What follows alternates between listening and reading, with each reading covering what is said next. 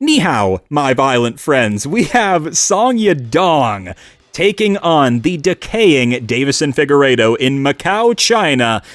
And dude, this fight night is actually so sick. It's actually full of fights I care about, and one thing we gotta talk about, guys, is what I'm really starting to care about is how amped and how loud the crowd is. This crowd is going to be like 20,000 raging Chinamen screaming at the top of their lungs. Like, I've had it, dude. Like, there are crowds in America, like, we'll have a pay-per-view in America, and the crowd is dead silent. You Americans are spoiled for fights, but the UFC goes global, they go to Paris, they go to China, the crowds are fucking electric, and that's what really makes the events, that's what makes the finishing moments, so prepare yourself for this card. Song Yadong, some people think he beat Sean O'Malley. It's interesting is all I'm gonna say, but Song Yadong's losses in the UFC are to the best of the fucking best. Like, we're talking Sugar Sean, we're talking Piotr Jan, we're talking Corey Sandhagen, dude, and even his other loss to Kyler Phillips.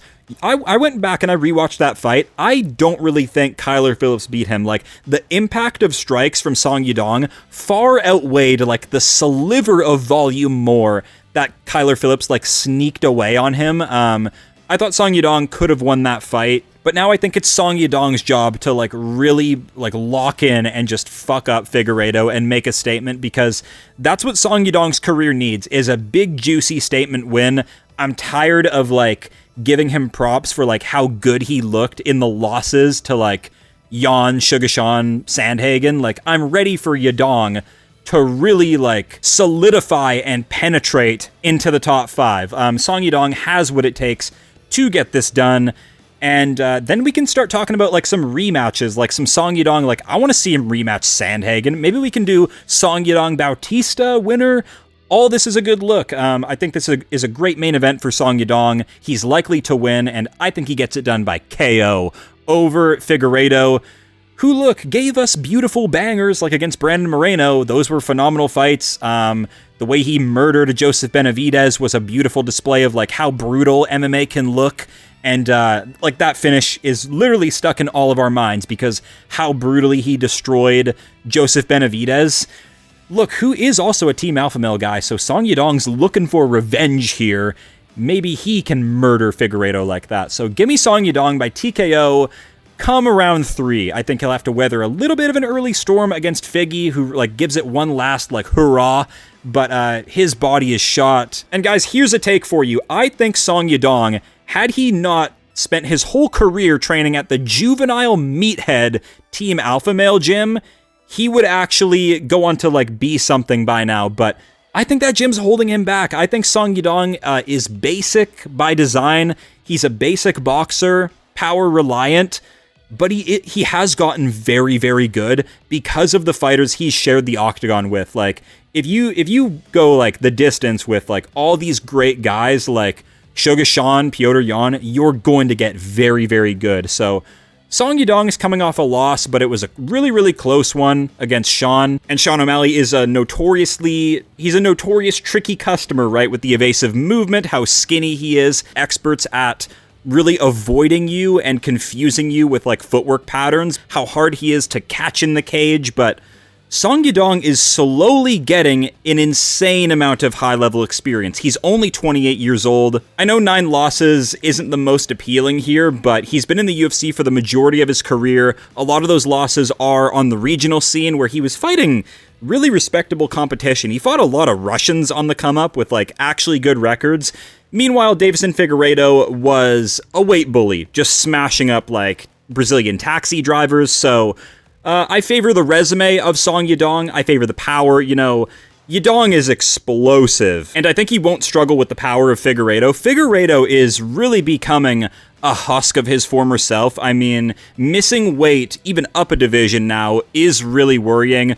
Umar Nurmagomedov played with him. He got a gifted decision against Montel Jackson, sort of like an Apex Warrior, weight bully champion, if we're being real. Like, let's just lay it all out. Like, Deiveson Figueiredo put on some bangers. He definitely caught some bodies, but why was that? It was because he, like, come fight night, he outweighed his opponents by, like, at least 20 pounds. Like, I'm serious. Deiveson Figueiredo was an absolute power merchant, and now he's been forced to move up to bantamweight to salvage his career because he's getting older and he can't do the weight class anymore, but I really think he's clinging to it. Like, that fight with Montel Jackson was absolutely pitiful. He barely won it with, like, some slimy control time win. Like, he snuck that shit in Brazil. Corrupt decision, call it whatever you want, but Montel Jackson also looked pitiful. Song Yadong's gonna cook here. Song Yadong can match Deiveson Figueiredo for power. He's way more athletic. He can go tit for tat with Deiveson in the wrestling exchanges, absolutely. Song Yadong is a really, really strong guy. But Yadong just is stuck in my head because he's looked amazing in his losses, but Yadong just lacks that big, juicy win that I'm looking for, that I can break down. Like, I'm forced to go back and look at Song Yadong's losses to really, like, showcase his best moments. Like, he made it close with Petr Yan. He rocked Corey Sandhagen. Like, his punches are nasty. He could arguably be a harder puncher than Deiveson Figueiredo. Like, Figueiredo was just killing children in the flyweight division, being a weight bully. Yes, he went 5 rounds with Yan. Yan ain't really, like, a finisher. I don't think he tried to finish Figueiredo. He just tried to, like, outclass him, and he did. Song Yadong actually has, like, a natural gift of power. Like, the Marlon Moraes uppercut knockout literally sends chills up my spine. That's how good of an uppercut KO that was. I think Song Yadong can get a knockout in this fight. He will slowly chip away at Deiveson in the early rounds. Maybe Song Yadong will have to weather an early storm, and he'll get taken down, and Figueiredo will try and get his back and all this, but Yadong is too big and too powerful. Team Alpha Male, like I've said what I've said, I think it's an outdated gym, but they clearly know Song Yadong well. He's been like their gem that they've been working on for years. This is sort of his breakout moment. I think Song Yadong is going to masterclass Deiveson Figueiredo. It's not a hot take. I mean, this is my attempt at breaking the main event curse. He's missing weight now. Figueiredo's stiff as a board, dude. He's powerful, but he doesn't have any type of finesse whatsoever, so I'm gonna go Song Yadong in the main event of UFC Macau. Let's break down the rest of this card. Stick around for it. It is absolute fireworks. In the co-main event, we have Ming Yang Madness taking on Alonzo MENIFIELD. Look, Ming Yang is back after going through leg kick destruction courtesy of Johnny Walker. That was really concerning. Look, I don't need Joe Rogan to tell me how destructive calf kicks can really be. Look, all credit to Johnny Walker there, ripping a couple solid calf kicks, killing all the mobility of Ming Yang Zhang, and eventually just breaking him down. That was a beautiful performance, and a tough night in the office for old Ming Yang here, but he's a destroyer, okay? All 19 wins are literally by first round finish. He is absolutely like a seek and destroy type of striker. His style is basic and it's boxing heavy, like he's heavy on the front leg, but his takedown defense is all right. And Alonzo MENIFIELD got knocked out 4 months ago by Volkan Oezdemir, where I picked him like a fool. I'm just such a big fan of Fortis MMA, and MENIFIELD has like a sneaky good amount of experience in the UFC. Like, he's got a Dustin Jacoby win, who beat Khalil Rountree. So, like, I don't know. I got suckered into the plot armor of MENIFIELD, I guess, but being knocked out 4 months ago is not a good look here into Ming Yang Zhang. So, like, while I do think Alonzo MENIFIELD has some sneaky advantages in this fight, like, you know, strength, overall strength, takedowns on Ming Yang Zhang, I just don't think his chin will be able to hold up here. So I'm going to go Ming Yang Madness by a patented first round slime out. Like, he's just too aggressive. He knows what he's looking for. That's his thing. That's Ming Yang's thing, is just first round destructions. He halted the great Tuko Toko's title reign. Like, I'd be a fool to go with MENIFIELD again. Like, he just does dumb shit sometimes. Like, I feel like MENIFIELD has the framework to, like, make it into the rankings and, like, be good. But just the fight IQ leaves a lot to be desired sometimes. Like, charging into Carlos Ulberg like that was just really, really foolish, and I don't know what he was doing against Volkan Oezdemir. Like, trapped on the cage, just got bombed out, no urgency to, like, get his back off the cage and survive. Literally was, like, asking to be live executed. So we're gonna go Ming Yang Zhang, really replicating what Oezdemir did and just bullying Alonzo MENIFIELD, getting his back to the cage, and just destroying him with punches. So give me Ming Yang Zhang by KO. Really interesting heavyweight striking matchup. Russia versus Brazil. We got Sergey Pavlovich versus Deiveson Figueiredo. Big experience diff. This one's quite shocking. I'm really surprised they're pushing it, but we got to keep it real. The heavyweight division is dying, and the UFC knows this, which is why Deiveson Figueiredo, even with a 9-1 record, he's a young heavyweight. I believe Deiveson Figueiredo is the youngest heavyweight on the roster. I think he's 26, 27, so that's exactly why he's getting these opportunities, but the UFC doesn't care. They will just like I think Deiveson Figueiredo needs a slow build after how we saw he, really matched up with Tai Tuivasa, who's literally full of beer and pizza and just a big pothead, not meant to be fighting anymore. And Deiveson Figueiredo made it close with him. So Sergey Pavlovich did lose a bit of steam in his career after the Aspinall loss, where Aspinall was just too athletic for him, too quick for him, beat him to the punch. This is the thing with Aspinall. He finishes people so quickly, we never get to see Aspinall tested across the distance. So, I do see the doubt on Aspinall that, I guess, John Jones Glazers, hit Aspinall with, oh, you're a first-round merchant, you're not proven. That can also be said for Sergey Pavlovich, you go your whole career just nuking everybody in the first 10 seconds. It's hard to really improve your martial arts skill set across the distance. So there's a world where Deiveson Figueiredo is look, he's got the same frame as Volkov, and which gave Pavlovich problems. Maybe Pavlovich's weakness is also just taller fighters with this long frame that they can sort of stand their base with, but I don't think so. I think Deiveson Figueiredo is too skill bankrupt to really make anything work in this fight, and I'm gonna give it to Sergey Pavlovich to get a decision here, just to freak out Deiveson Figueiredo with power whenever they do exchange. But Pavlovich is just in a weird place in his career where he's giving guys too much respect now, and he's trying to play Mr. technical man out there, but I get it. He got slimed out pretty badly and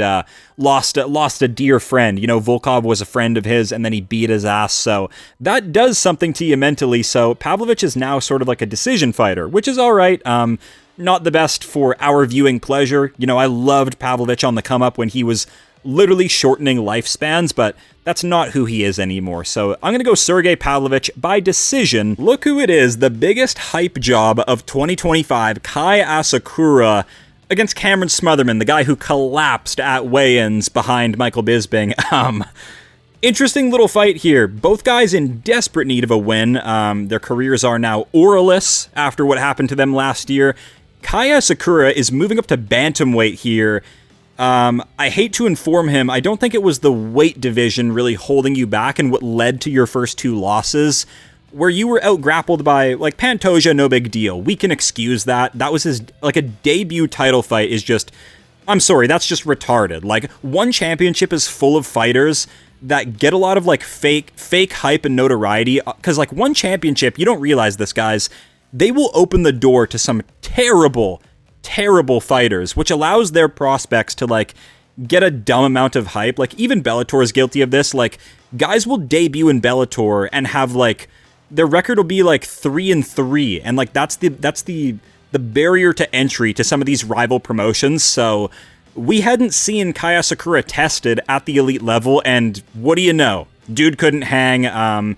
And now he's 2 losses in and moving up to bantamweight. Cameron Smotherman is a really powerful and physical dude, so I think Asakura is really going to go for the KO in this fight with his fast hands, and I do think he can finish Cameron Smotherman, but if he can't, he's in trouble, because Smotherman has fought Ricky Simone, he shot some good takedowns, he's really held his own against, Ricky Simone's a burly, really stout bantamweight grappler, and Smotherman held his own.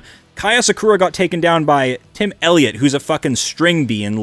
Ricky Simone would also take down Asakura. I will pick him, though. I think Cameron Smotherman is a bit too slow and doesn't really have the skill to methodically break down Asakura. Asakura is going to have a massive speed advantage here. Asakura could lose this fight because he's not the greatest UFC fighter. He's a fun striker out of one championship who was very, very overhyped. But I'll pick him to win and salvage what's left of his UFC career. He'll knock out Cameron Smotherman, who cuts too much weight and collapses on live TV. That's not a good look. So I'm gonna go Kai Asakura. Now, I've truly fucking had it with Jake Matthews, because how can you look like an absolute striking god against Andre Fialho back in the day and just fail to turn that into anything? Like, Jake Matthews, dude, truly a jack of all trades, master of none. This guy has everything, but he's just missing, I think, the mindset. He's missing the elite level mindset to really put it all together.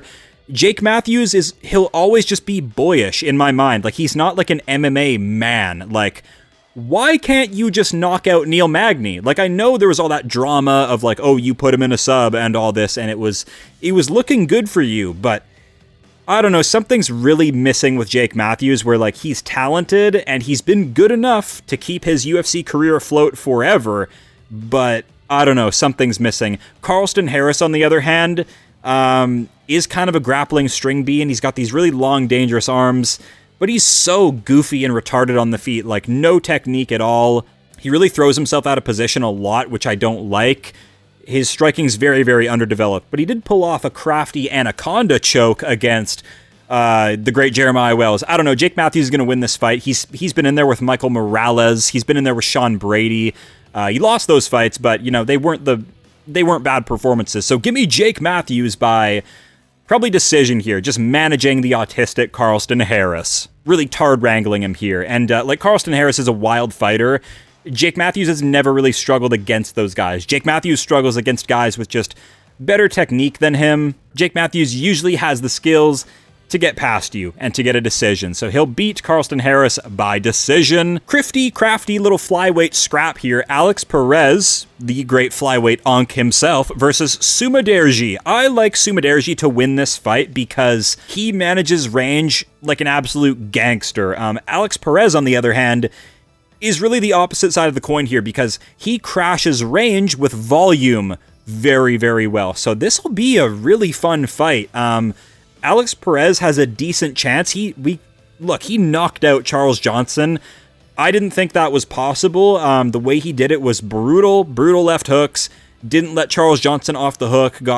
He would just crash the pocket and just fuck up Charles Johnson. That's not an easy thing to do. So just when I think Alex Pereira is like this washed, irrelevant, useless flyweight unk from like a past generation, he proves himself and takes out Charles Johnson, so I don't want to sleep on him here. I've done it in the past and I've paid for it. Sumadaerji, though, is very, very high IQ. He's on the longest winning streak he's ever been on. I'm going to trust that evolution out of Sumadaerji, who is a very long, rangy, tall karate style. He's really learned how to use that length to defeat like shorter flyweights. Like Jesus Aguilar last time out just fucking clowned on him. Hardly landed a strike, but Alex Perez is capable. He's one of the few flyweights who can get knockouts, so I really don't want to sleep on that, but I'm going to go with the evasiveness, the elusiveness, and the Karate Kid, Sumadaerji. The Mongolian murderer is back. AORIQILENG versus Cody Haddon. We haven't seen Cody Haddon in a year, which is really sad because he's a prospect on the come up, and he was scheduled to fight Malcolm Wellmaker. It was sad that fell through. And so I feel like I've heard the name Cody Haddon for fucking years now, but he only has one UFC fight, and it's a win over Dan Argueta, who's trash and was never anything. So it's hard to gauge Cody Haddon. He's just a scrappy dude. He's scrappy in all positions. Boxing, kickboxing, MMA, wrestling. Cody Haddon is really, really promising, and he has everybody on his side because he seems so exciting moving forward because he looks this fun and this good already at 8-1. But AORIQILENG, the Mongolian murderer with his cool hat, I should have got a picture with him with his wizard hat on. He's like hit or miss. Like AORIQILENG either gets completely schooled and knocked out by Amy and Zahabi, which is a weird look. Suspect chin of the Asian people. But last time out, he fucking flatlined Cody Gibson in Canada.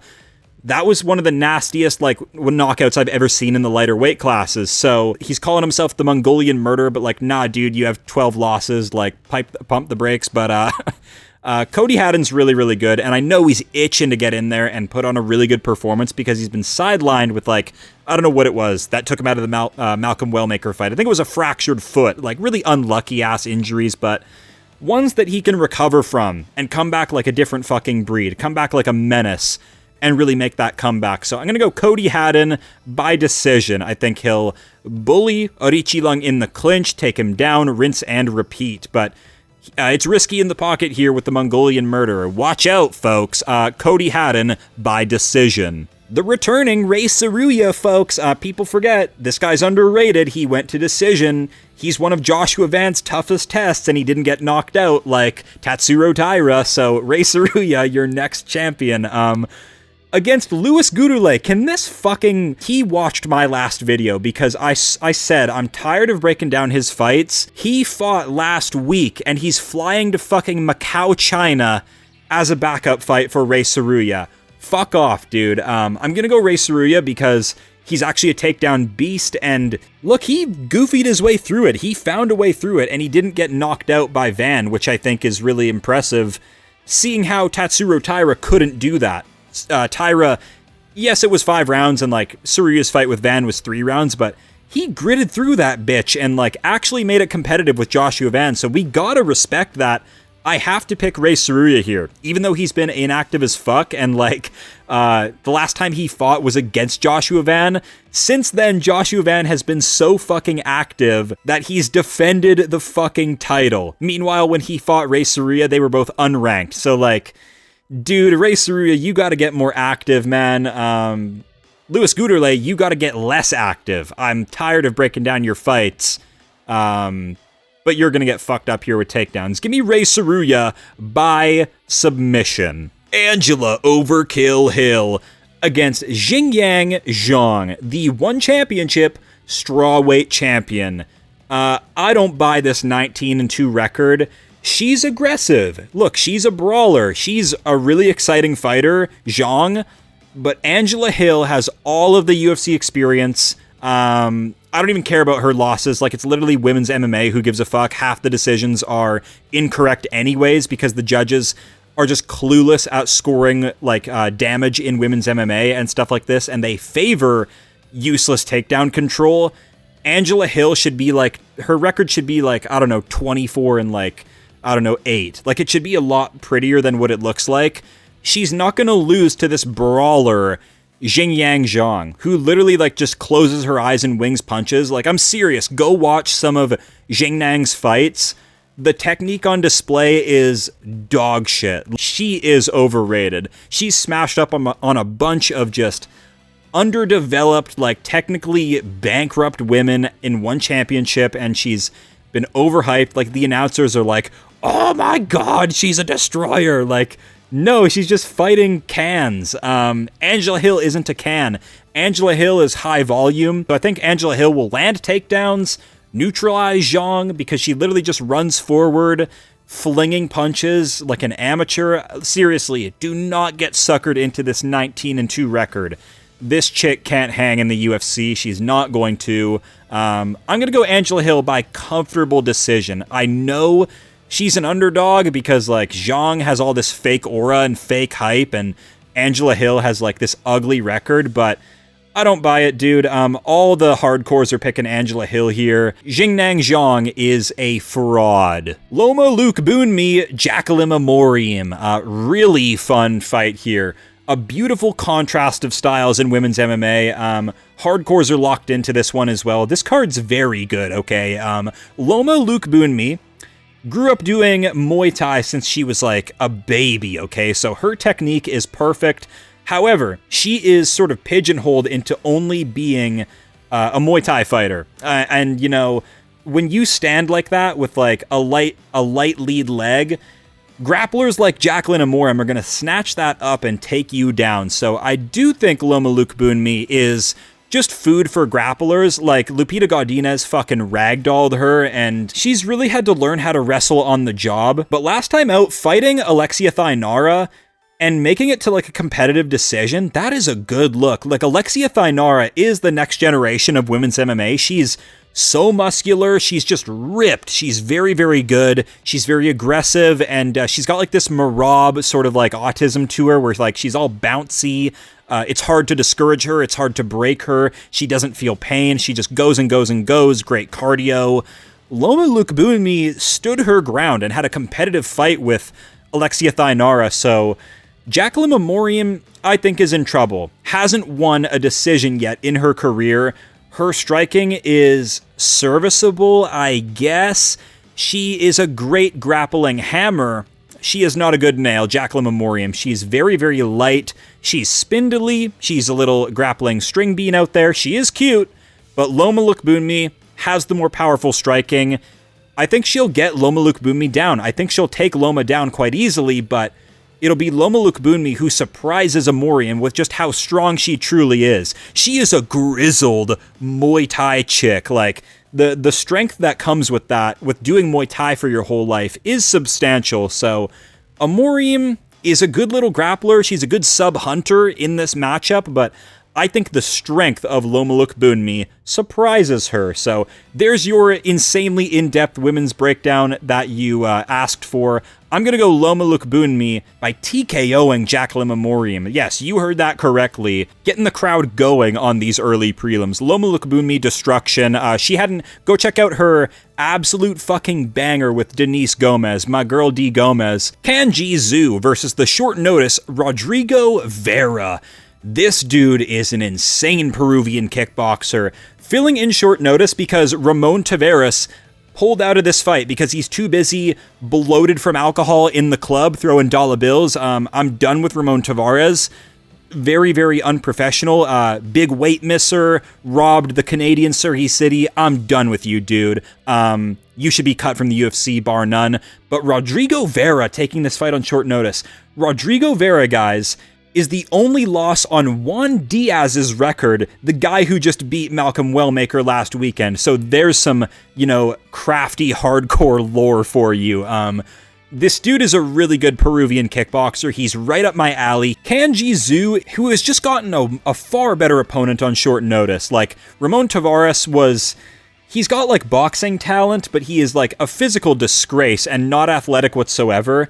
And Kanji Zhu just prepared for that. Now he's getting Rodrigo Vera, who just beat Juan Diaz. So, like, levels to this. I think Rodrigo Vera, if he looks good in this fight, I think he could go on to be ranked. Like, Rodrigo Vera is very good. 21-1 record. So this guy's an absolute gangster out of Peru. Going tit for tat with Juan Diaz, he can beat Kanji Zhu, who's really not really left the Asian regional scene yet, so, like, we don't know if he can hang. I need to see these guys go up against, like, cutthroat Brazilians. I need to see them go against, the, like, highly educated, like, American top team guys, or, like, extreme guys, like, but if it's just, like, you nuking out, like, civilians on the very underdeveloped and, like, casual tomato can regional scene of like China, Japan, Vietnam, I don't really enjoy picking these guys, and I've had a lot of success fading them, so I'm gonna go with the Peruvian gangster, Rodrigo Vera. And lastly, Meng Ding versus Jose Henrique. Jose Henrique is super young. He debuted on the Dana White Contender Series at, I think, 19 years old. And he had a good little scrap, but he got bombed out in round 3. So he went back to the regional scene, and he's been chipping away, getting better as a fighter. He's 8-1. His opponent is 35-9. Meng Ding. Sign of caution, this guy's can-fed. However, he trains with good guys. He trains with Weili Zhang's team, and we know she's championship level. That is women's MMA, so it's a little bit different, but I'm going to trust in Meng Ding's experience and just the elite level coaches backing him. Jose Henrique is from Nova União. They are also very good. Jose Aldo came from there. Nicholas Moda, these guys. Meng Ding he sort of fights like Uros Medic. He's very, like, smart and technical out at space, fast hands, very quick with his hands, quick with his feet, is very technical, but then on a dime, he can just, like, bolt in and KO you, so I'm going to go Meng Ding here. Jose Henrique he's a really, really tall fighter, and I just see him getting knocked out here. Meng Ding is sort of a knockout merchant. It's like the only way he can win a fight, so I lean towards him. 35-9 is absolutely can-fed, though. This is what I'm saying. 30 of those people are probably, like, people playing Pokemon Go in the streets of, like, China, so I don't buy it. Sign of caution. Jose Henrique could have improved by then, but I saw him get knocked out pretty badly by a fellow Asian on the Contender Series a couple years ago, but, you know, fighters improve quickly. Meng Ding is an older fighter. Jose Henrique is sort of the young gun on the rise, so this is a close fight. Probably ends by knockout, though, and I slightly favor Meng Ding. And that is UFC China. Actually a really good card, and I will add this. Chinese crowds go berserk, dude. Like, this is what I'm talking about. Like, whenever they go to, like, Singapore or the UFC goes to Shanghai, those crowds are fucking electric, man. So tap into this fight night. It's gonna be fucking fireworks. Like, a loud crowd makes the event. Like, absolutely. Like, we have, like, prelims of a pay-per-view, and the crowd is dead silent because America is just, you guys are fucking spoiled for fights, and you've been conditioned to, like, get what you want for years. So when there's like a prelim banger or just like a good fight, the crowd makes no noise. They're all on their fucking phones. But you go to Paris, you go to like fucking, like Here We Go in Macau, China, that crowd is going to be fucking electric. So very, very underrated fight night. Song Yadong is going to slime out the decaying, crippled, old man Deiveson Figueiredo. Thank you guys for tapping into predictions like hardcores. And as always, I will see you all real soon.